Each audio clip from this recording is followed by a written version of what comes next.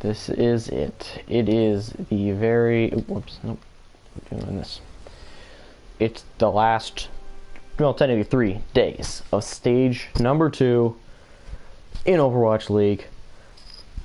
Oh, holy crap. This is going to be insane. You know how I said in the video last time that, oh man, it would be nuts if the... if it ended up going to Fusion beating the Gladiators and then the Dynasty losing, so they'd all be 6-3. That's exactly what happened. Maybe I jinxed it. So yeah, I mean, New York Excelsior won in a very close matchup with the Fuel. The Fuel looked way better, so I was very happy and proud of the Fuel. Guess that they've had some changes. They had Mickey playing main tank, and he looked a lot better than pretty much anyone besides XUC that they've had this season. And Siegel came in on the Diva, and he played it very well, I thought. The Outlaws upset the Dynasty. That was crazy. I didn't watch that match. I watched like the Dallas one, and like I watched the clips of it afterward. But yeah, the Outlaws beat the Dynasty 3-1. Apparently they played very well. Heard really good things about Linkser and Cool Matt especially. So, I mean, wow. The Fusion beat the Gladiators 3-1. And I'm going to be honest, they only won that game because, well, I guess there's 2 things. Number 1, the Gladiator DPSs did not perform well.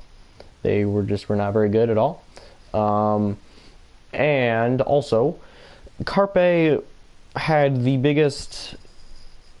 It was the biggest carry I've seen in Overwatch ever. That was probably the best Widowmaker play I've ever seen in this game. He was not missing any shot. He wasn't missing. It was incredible. So yeah, the Fusion have put themselves in 3rd, and they have the best map differential. Gladiators, Fusion, and Dynasty are all 6-3 right now. The Fusion's map differential is +11. The Gladiators is +10, and then the Dynasty is +7. So basically, from the Dynasty, they need to go 4-0. So here's pretty much their situation we're going in.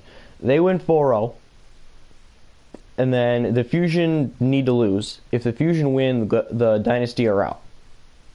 Just straight up. If the Dynasty, if they lose to the Mayhem, they're the first match, they're out. It's over for them. If they win 3-1 or 3-2 or even like 3-0, they're in big trouble. They pretty much need a 4-0. The Gladiators, they need to win as well. I mean, all 3 of these teams need to win. But if the Fusion win 4-0, it's over. If the Gladiators win like 3-2 or 2-1 or something like that, and then the Fusion win, then the Fusion are in. Either way, so it's going to be very, very interesting. Today's 2 matchups are going to be 2 of the most important ones of the season. And yeah, they're going to have major implications. And then pretty much the Gladiators will find out what their condition is tomorrow, because they're the only team of the 3 that plays tomorrow. The other 2 are today.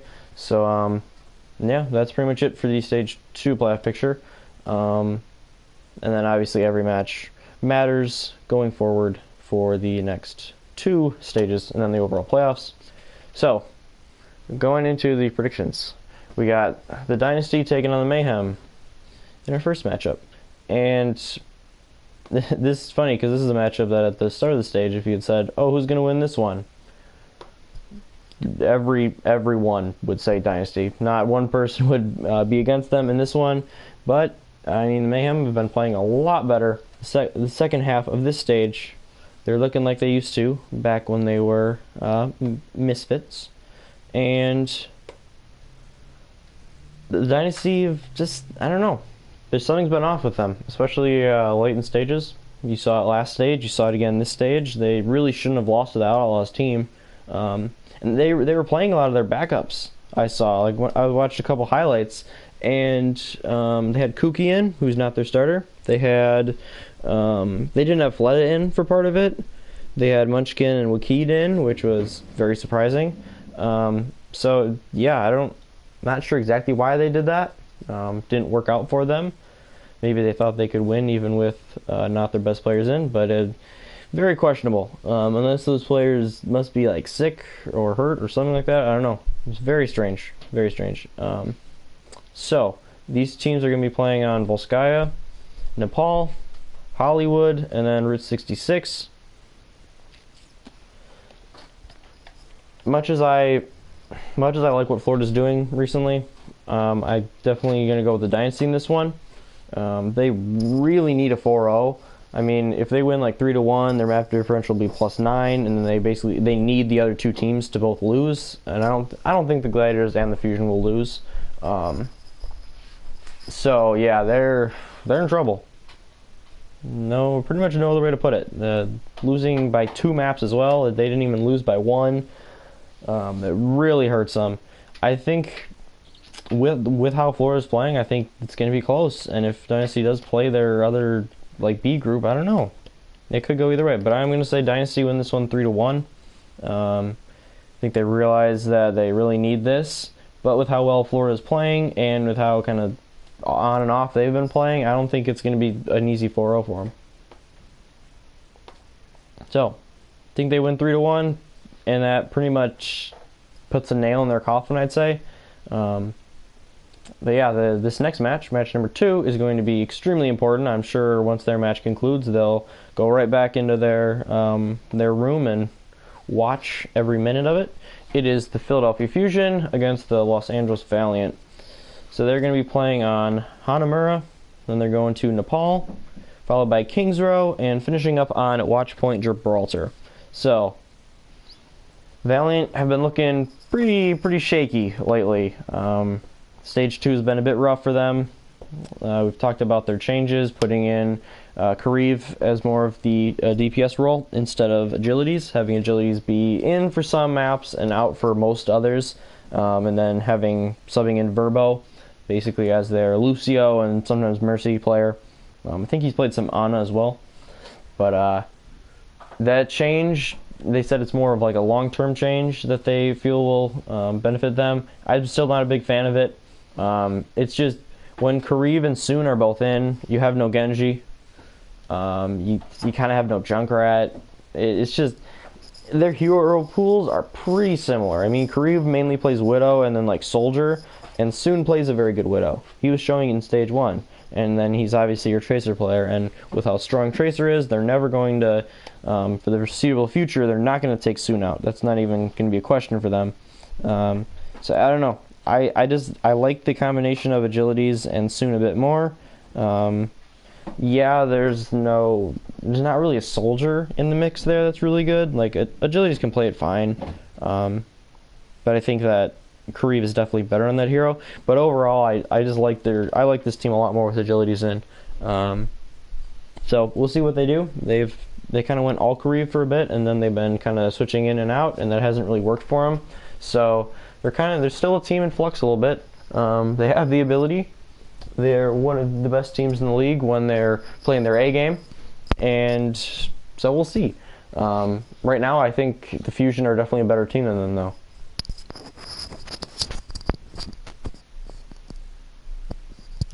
So, how is this match going to end?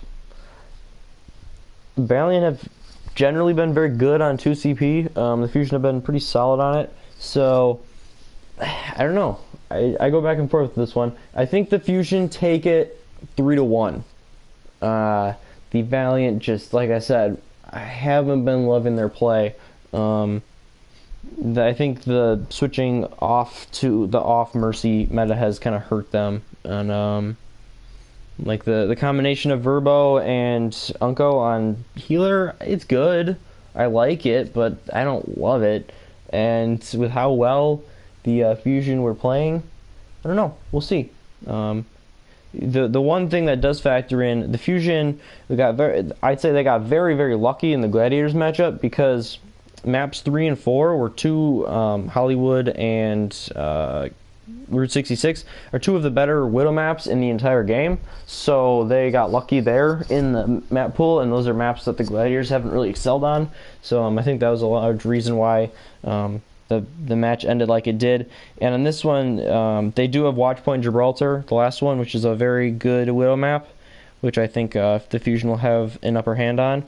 But yeah, I think the Valiant take a map here. I could see this one going to a game 5.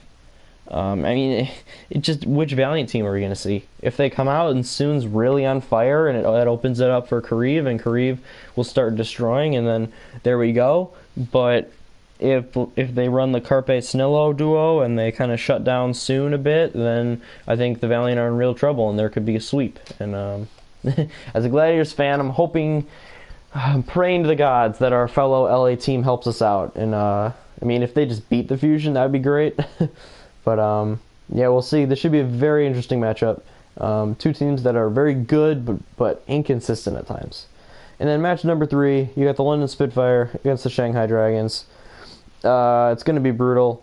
Dragons have a couple new players in. That's good signs for them. But that doesn't matter. It's a blowout. Spitfire probably 4-0 unless they really don't care on a map, and then it goes 3-1. But it's pretty easily Spitfire winning this one to improve to 7-2, and that basically locks up their spot as number 2 in the standings. Because even if they lost, their map differential's in very good shape.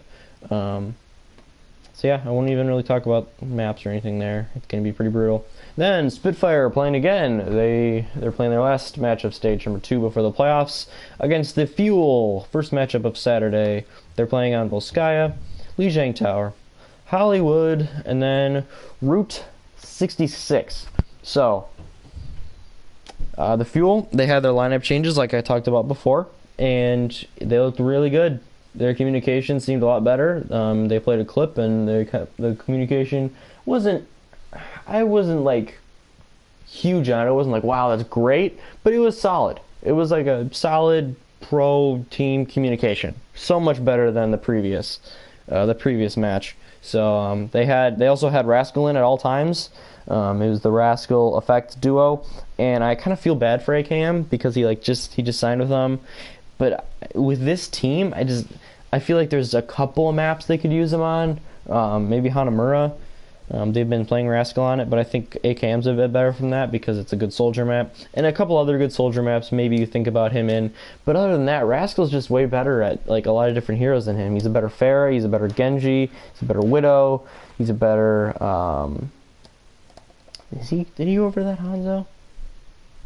Oh, is it Sombra? That's the other big one. He's a way better Sombra. So yeah, we'll see. We'll see how much playtime AKM gets moving forward. But I think Rascal Effect is their best duo of DPS that they can do. And like I said, I like the tank play a lot better. Custa played very well on Lucio, because Harry Hook, one of their other supports, was like the Lucio guy, and he flexed to soldier in certain situations, and he would play Mercy as well, and he played more Zen in Overwatch League as well, which he was performing pretty well on. But I don't think he's better than Chips or Custa at Zen still.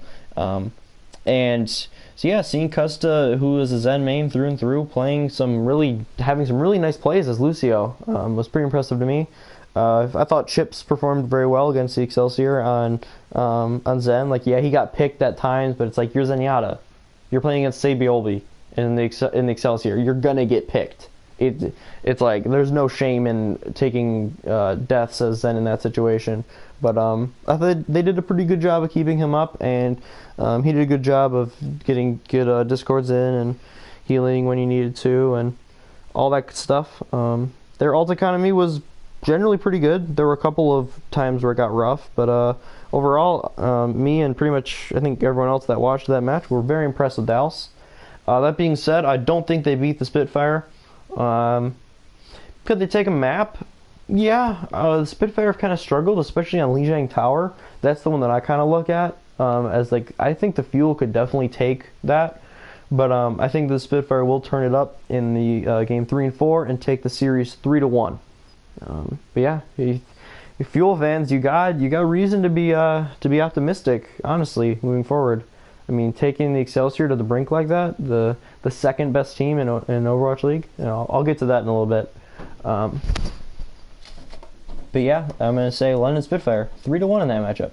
Speaking of the Excelsior, they're the second match of Saturday This matchup has no bearing on stage number 2, but it's important for the main playoffs. We got the Los Angeles Valiant against the New York Excelsior. They're playing on Volskaya, Nepal, Hollywood, and then good old Route 66. Well, this matchup. A large part of me wants to say Excelsior 4-0. It just depends again which Valiant we see. The Valiant have proven to me to be one of the most hard teams to predict because of their swing and play. They are a team that tends to get 4-0'd though. I get that was more their MO in stage 1. But yeah, it's a Valiant team that you've seen them stand up to the Dynasty. You've seen them play really close to like Outlaws. You've seen them reverse sweep the Gladiators, beat the Fuel, beat some teams like the Shock and like Fusion. So they're a team. They have the capability, but I think even at their best, Excelsior's still better. So I'm gonna say Excelsior 4-0 on this one. I think it might just landslide a little bit. The Excelsior will focus up. They'll be like, okay, this is our last little run before. This is our last on stage training, I guess, before the stage 2 finals. And I know they don't want to take second again in the stage 2 finals, so I think they'll use it to prepare, and they will take that one 4-0. And then the final match of stage 2 before the playoffs. It's the Boston Uprising taking on the LA Gladiators. So, Gladiators, like I said, they looked a little disappointing overall on yesterday, 2 days ago, on Wednesday. I was disappointed in their play of mainly the DPS. I thought that at times Fissure was a bit hyper aggressive. This is one problem I have. I'm going to talk about a couple problems I have with the broadcast team in Overwatch League. And overall, I think the casters and the analysts and everything, I think they do a really good job. I'm not like hating on them, but a couple things that I don't like about they do, because Fissure is the best player on the Gladiators. Don't get me wrong, he's the best player. He's one of the best tanks in the world, if not the best tank. So, and I think it's fair that they give him a lot of the credit, especially for like turning the culture of the team around, like making them more aggressive, making them a lot better, as you see their record spike in stage 2. But he's never the one at fault for them, and I think at times he's a bit hyper aggressive. When we've seen like the supports get picked off, I think he just goes in too quick. And especially because Bishu, their diva, has to translate. I think sometimes because Fissure gets so aggressive, Bishu can't really go with him right away. Like, he tries, but he's like, okay, he's trying to communicate to the American players. Okay, you guys, sure for hydration. You guys, Fissure's going in over here. Let's jump to Zenyatta. And at times it can disconnect the team a little bit. And I'm not blaming Fissure. He was not at fault last week. I'm just saying, in general, he kind of gets held to like a standard, like he cannot do anything wrong. But there are times when he overextends and dies first. We've seen that before. So that's one thing I just wanted to say. I think sometimes he gets too much of a pass for his play. So, but overall, he played the best this week against the Fusion. He definitely had the biggest impact. There were some plays where he carried an entire fight by himself. And a couple other instances like that. Asher was kind of disappeared on Tracer. I wasn't feeling his impact at all. It felt kind of like stage 1 Asher, which kind of scared me a bit. Sure4 got absolutely destroyed on Widowmaker. Like, that was the hardest I've probably seen a Widowmaker outplay another Widowmaker, which made me very sad because I love Sure4, I love him to death. But yeah, you can't sugarcoat it. He got his ass handed to him. And if anyone has watched that matchup, you will 100% agree with me. Hydration was terrible on Genji. On Nepal, I think it said he went 2-5 as Genji. Like, are you kidding me? He was good on Pharah when he played her. But yeah, his Genji play has been inconsistent all season, and that was a matchup where it was terrible. Like, maybe his worst round as Genji. He wasn't doing poke damage. He wasn't getting the supports down. He wasn't building his ult fast. He wasn't doing anything really. He got outplayed super hard by EQO on the Genji. So, where do we go from here with the Gladiators? I gotta think that they're one map down of a playoff spot. I gotta think they're gonna come back just hyper focused, super ready to go. They're gonna coordinate all their dives. They're gonna do it really well. They're gonna blow the Uprising out of the water. But I don't know. That's what I hope. But maybe that's just the fan in me. So again, the maps that they're on aren't great for them. It's Volskaya, Lijiang. Volskaya has been okay for them. They started out really good on it, but they've struggled since. So it'll be interesting to see how they do on there. I think that one's going to be very close. Maybe the closest game will be game one. I could see a potential tie there, but the Gladiators really need that one. They really need to take the first map. Map 2 is Lijiang, which I think the Gladiators should take. It's either their strongest or their second strongest map in the entire game, in my opinion. So I think that they will win. I think they'll definitely win game 2. If they lose game 2, it's panic mode. It's over. This stage is over. We're not making the playoffs. We're waiting until next stage to play again. But yeah, I think at least getting 1-0 maybe, like tying the first map and winning the second one, they could really use a 4-0 right now. And but then map 3, it's Hollywood. Gladiators are okay on it, but Dreamcasper's been really popping off on Widowmaker. And what are we gonna do about it? Are we gonna try Asher on it instead of Surefour? Are we gonna trust Surefour and send him back out there? I don't know. It's scary. It's scary to me. And then the fourth map is Route 66, one that historically we kind of struggled on attack on it. We got full held last time by the fusion on it, so it's not the best map pool for the Gladiators.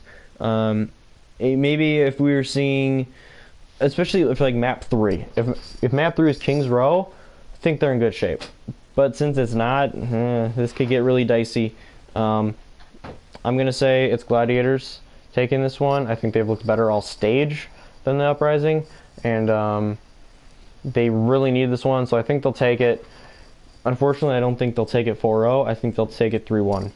I think they'll drop either maybe Volskaya, or otherwise Hollywood's losable. Route 66 is really losable. They could go either way. I'm confident in them on Lijiang, but these other 3 maps, I think they're going to be close. They're 2 teams of pretty similar skill, I'd say. So, with that being said, I think the Fusion will probably get in, unless the Valiant can really show up and take them down. I don't know. I think it looks really good for the Fusion here. I think the Gladiators will come out a spot short, and then the Dynasty will finish up in 5th. We shall see. Tomorrow, I will, after the matches are done, I'll do another little stream, and I will make my predictions based on the 3 that make it.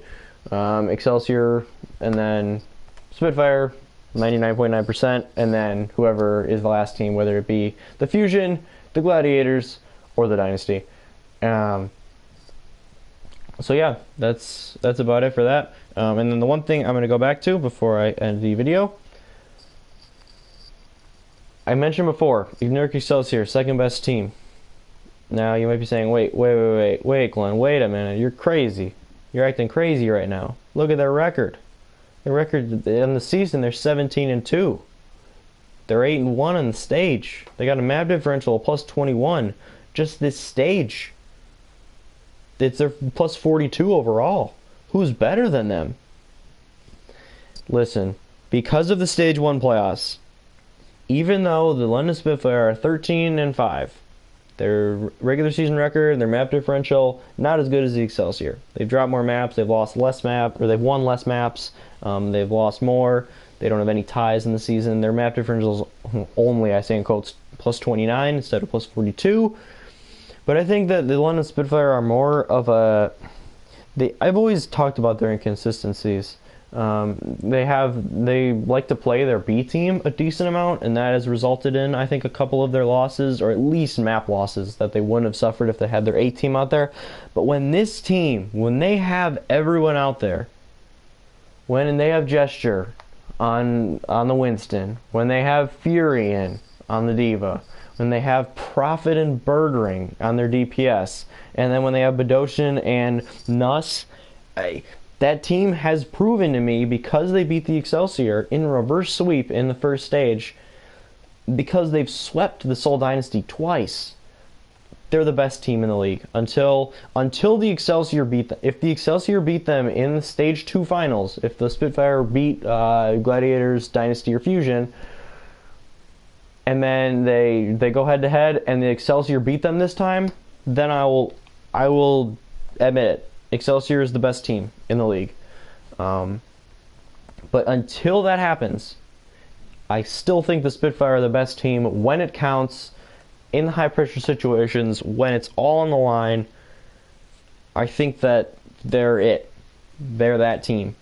So that's why that's my other nitpick with the casters and the analysts. They've all been saying this whole stage, oh, Excelsior are the best team. Excelsior are the best team. No. The Excelsior are the best at being consistently good in the regular season and picking up wins against teams they should beat because they have superior talent. The Spitfire sometimes drop maps and matches to teams that are inferior to them talent-wise. But when it really counts, the Spitfire have always brought it. They've always brought it, back when they were on their previous teams and to now. So, because of that, I think the Spitfire are the best team. Whoever makes it in the third spot, spoiler alert, I'm probably going to pick Spitfire over them and then Spitfire over Excelsior, because the Excelsior have not shown me that they can beat the Spitfire when in the clutch, when it counts. So, yeah, that's it. It's the second to last video for stage number 2. Man, after Sunday, we're half the way through the regular season. Then we got 2 more stages, and then we got playoffs. And let me tell you, the league standings, pretty much 4 through 8 is really close. And 9 and 10, the Shock and the Fuel, they're not done yet. So very exciting stuff. Super excited for these next couple days of action, and I'm excited for the rest of Overwatch League. I hope you are too, and I'll see you in the next video.